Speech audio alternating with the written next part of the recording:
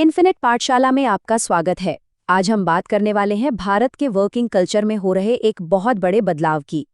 आज़ादी के बाद देश में सबसे बड़े लेबर लॉ सुधार लागू हो चुके हैं और इसका असर हर एक कर्मचारी पर पड़ने वाला है, चाहे कोई ऑफिस में काम करता हो, किसी फैक्ट्री में हो या फिर स्विगी, जोमैटो, ओला, उबर जैसी कंपनियों के लिए काम कर रहा हो। ये बदलाव हम सब की जिंदगी को छूने वाले हैं। और सबसे पहला सवाल जो शायद सबके दिमाग में घूम रहा है वो यही है, क्या इन नए नियमों से महीने के आखिर में हाथ में आने वाला पैसा कम हो जाएगा? देखिए, इसका जवाब थोड़ा पेचीदा है।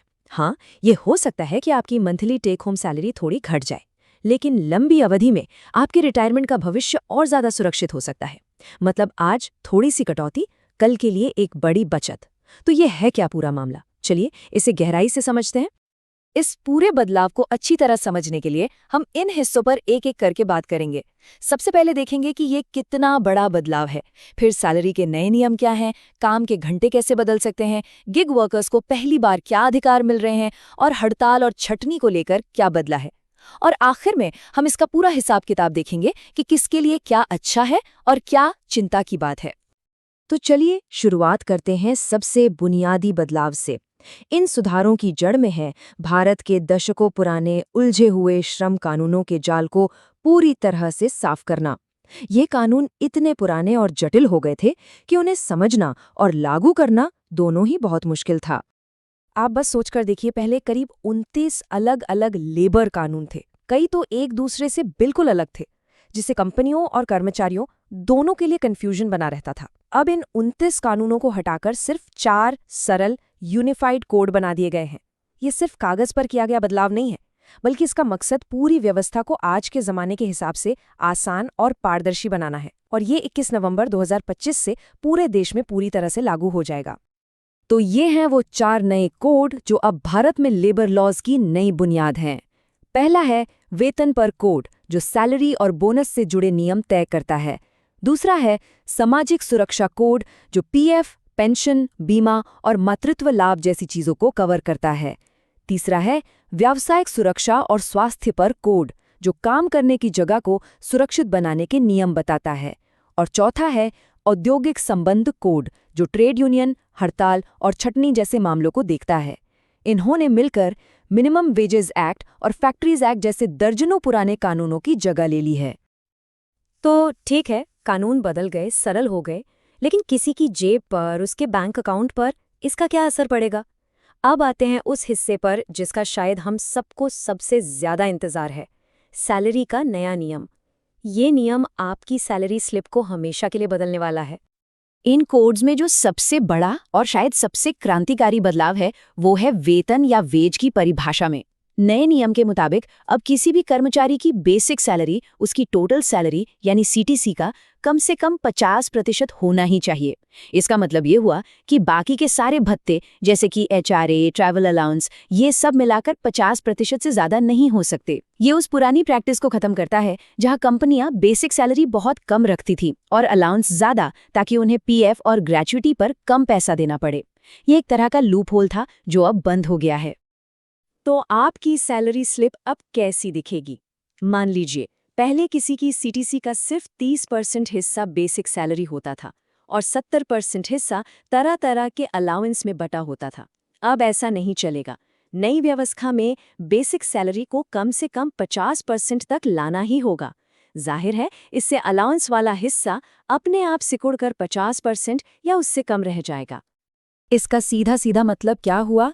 मतलब ये है कि शॉर्ट टर्म में महीने के अंत में हाथ में आने वाला पैसा थोड़ा कम हो सकता है। क्यों? क्योंकि बेसिक सैलरी बढ़ने से आपका पीएफ कंट्रीब्यूशन भी बढ़ जाएगा। लेकिन लॉन्ग टर्म में सोचें तो ये एक बहुत बड़ा फायदा है। आपका पीएफ ज़्यादा कटेगा तो आपकी कंपनी का कंट्रीब्यूशन भी उतना ही बढ़ेगा। साथ ही आपकी ग्रेच्युटी भी इसी बढ़ी हुई बेसिक सैलरी पर कैलकुलेट होगी। यानी आज हाथ में थोड़ा कम पैसा, लेकिन कल के लिए, आपके रिटायरमेंट के लिए एक बहुत बड़ी और सुरक्षित बचत तैयार हो रही है। पैसे की बात तो हो गई, अब बात करते हैं दूसरी सबसे कीमती चीज की, और वो है समय। क्या ये नए नियम हमें 3 दिन के वीकेंड का सपना सच करने में मदद कर सकते हैं? चलिए काम के घंटों से जुड़े नए और दिलचस्प विकल्पों को देखते हैं। सबसे पहले एक बात बिल्कुल साफ कर लेते हैं। हफ्ते में काम करने की जो अधिकतम सीमा है वो अभी भी 48 घंटे ही है। उसमें कोई बदलाव नहीं किया गया है। लेकिन जो बदला है वो है इन 48 घंटों को पूरा करने का तरीका। सरकार ने इसमें काफी लचीलापन दिया है। तो ये काम कैसे करेगा? देखिए, गणित बहुत सीधा है। अगर कोई कर्मचारी रोज 12 घंटे काम करता है तो वो 4 दिन में ही अपने 48 घंटे का कोटा पूरा कर सकता है। और इसका नतीजा क्या होगा? 3 दिन का लंबा वीकेंड हर हफ्ते। हालांकि ये हर इंडस्ट्री के लिए शायद मुमकिन न हो, लेकिन आईटी, स्टार्टअप्स और कई सर्विस सेक्टर्स में ये काम करने के तरीके में एक क्रांति ला सकता है। और हाँ, एक और जरूरी बात, अगर किसी से भी हफ्ते में 48 घंटे से ज्यादा काम लिया जाता है तो अब उसका मुआवजा भी डबल मिलेगा। नए नियमों के मुताबिक ओवरटाइम का भुगतान अब कर्मचारी के सामान्य वेतन की दर से दोगुना करना होगा। ये कर्मचारियों के लिए एक बहुत मजबूत सुरक्षा कवच है ताकि उनका शोषण न हो। अब हम एक ऐसे बदलाव की बात करते हैं जो शायद इन सुधारों का सबसे ऐतिहासिक और जरूरी पहलू है।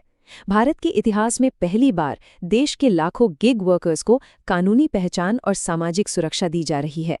ये वो लोग हैं जो हमारी रोजमर्रा की जिंदगी का हिस्सा बन चुके हैं।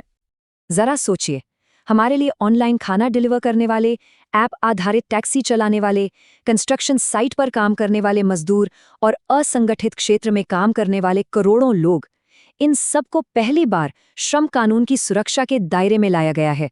ये एक बहुत बड़ा और ऐतिहासिक कदम है जो भारत के वर्कफोर्स की तस्वीर को बदल देगा। तो इस कानूनी मान्यता का असल मतलब क्या है? इसका मतलब है कि अब इन सभी श्रमिकों को भी बीमा, हेल्थ बेनिफिट्स, मातृत्व सहायता और बुढ़ापे में पेंशन जैसी सामाजिक सुरक्षा योजनाओं का कानूनी हक मिलेगा। सरकार इनके लिए एक सोशल सिक्योरिटी फंड भी बनाएगी। ये वो अधिकार हैं जो इन्हें पहले कभी हासिल नहीं थे। अब बात करते हैं उस संवेदनशील संतुलन की जो किसी भी इंडस्ट्री में कंपनी और कर्मचारियों के बीच होता है। हड़ताल और छटनी यानी ले ऑफ, इन दोनों को लेकर नियमों में बड़े और महत्वपूर्ण बदलाव किए गए हैं जिनका असर औद्योगिक शांति पर पड़ सकता है। पहले के नियम के मुताबिक जिन कंपनियों में 100 से ज्यादा कर्मचारी होते थे, उन्हें छटनी करने या कंपनी बंद करने के लिए सरकार से अनुमति लेनी पड़ती थी। अब इस सीमा को बढ़ाकर 300 कर्मचारियों तक कर दिया गया है। इसका मकसद मध्यम आकार की कंपनियों को कामकाज में ज्यादा लचीलापन देना है ताकि वे आसानी से हायरिंग और फायरिंग कर सकें और अपना कारोबार बढ़ा सकें। वहीं सिक्के का दूसरा पहलू भी है। कर्मचारियों के लिए हड़ताल पर जाने की प्रक्रिया को भी ज्यादा अनुशासित और व्यवस्थित बनाया गया है। अब किसी भी वैध हड़ताल से पहले 14 दिन का अनिवार्य नोटिस देना होगा। साथ ही अगर कंपनी और कर्मचारियों के बीच सुलह की बातचीत चल रही है या मामला किसी ट्रिब्यूनल में है तो उस दौरान हड़ताल नहीं की जा सकती। मकसद ये है कि बातचीत का रास्ता हमेशा खुला रहे।